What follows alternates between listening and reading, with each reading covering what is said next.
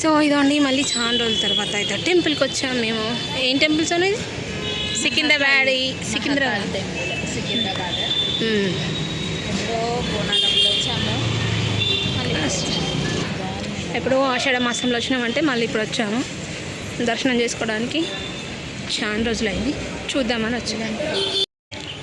So ఇదండి main temple అమ్మవారిది. నేను మా అమ్మని పక్కన పెట్టుకుని శారీస్ కూడా అమ్ముతున్నారు. అమ్మవారి శారీస్. చాలా రోజులు అయిపోయింది అసలు మేము ఈ టెంపుల్కి వచ్చి. బోనాలు టైంలో అయితే ఈ టెంపుల్ ఇంత ఖాళీ దొరకడమే అసలు ఎక్కువ. పోయినసారి అయితే మేము అరగంట ముందు వచ్చి లైన్లో నిలబడి చాలా అదైపోయింది. ఇటు సైడ్ అంతా మార్కెట్, జనరల్ మార్కెట్ ఇదంతా. అండ్ టెంపుల్ కొంచెం ఫ్రైడే అయినా ఈరోజు రష్ మామూలుగానే ఉన్నారు. ఇదండి మా అమ్మ.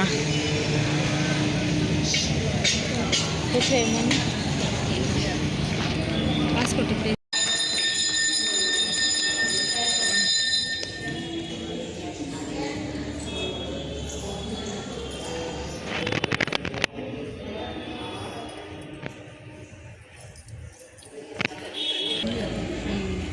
సో ఇదండి ఈరోజు అయితే మహాకాళమ్మ గుడికి వచ్చాము మేము. సో ఇక్కడైతే కుంకుమార్చన చేస్తున్నారు అనమాట అమ్మవారికి. రేపటితో లాస్ట్ అంట కుంకుమార్చన, morning and evening 6:30 to 7. And ఎల్లుండి చండీ హోమం అంట. సండే రోజు పౌర్ణమి రోజు 1st February. సో ఎవరన్నా ఇంట్రెస్ట్ ఉంటే రావచ్చు. మా అమ్మ అయితే కుంకుమార్చనకు అయితే కూర్చుందనమాట ఇప్పుడు.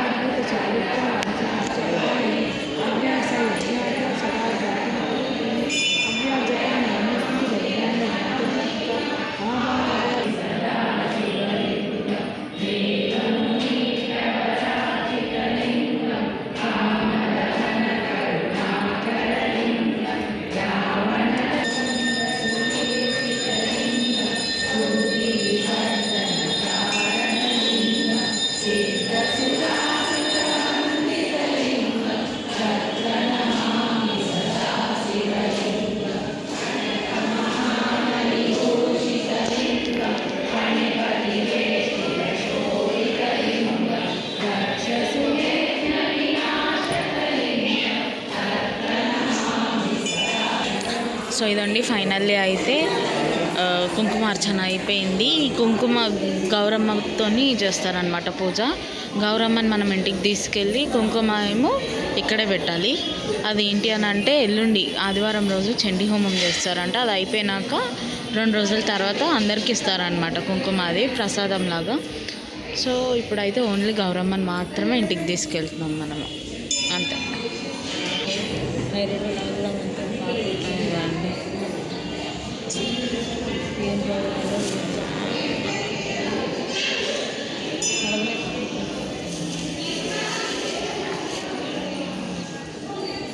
ఆ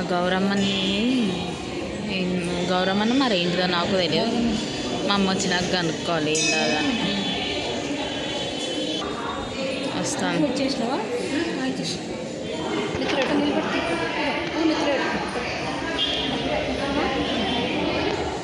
ఏం చేసినావా? కుంకుమార్చన అనుకోకుండా ఇంకా ఏంటది? ఇది గౌరమ్మ అందరూ పెట్టుకోవద్దు.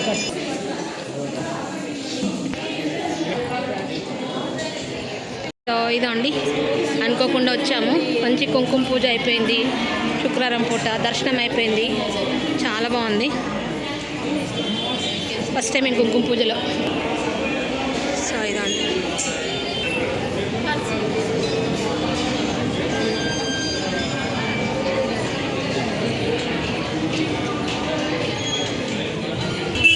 సో ఇదండి, ఫైనల్గా అయితే దర్శనం బాగా అయింది, కుంకుమార్చన అయింది. ఇది అన్నమాట.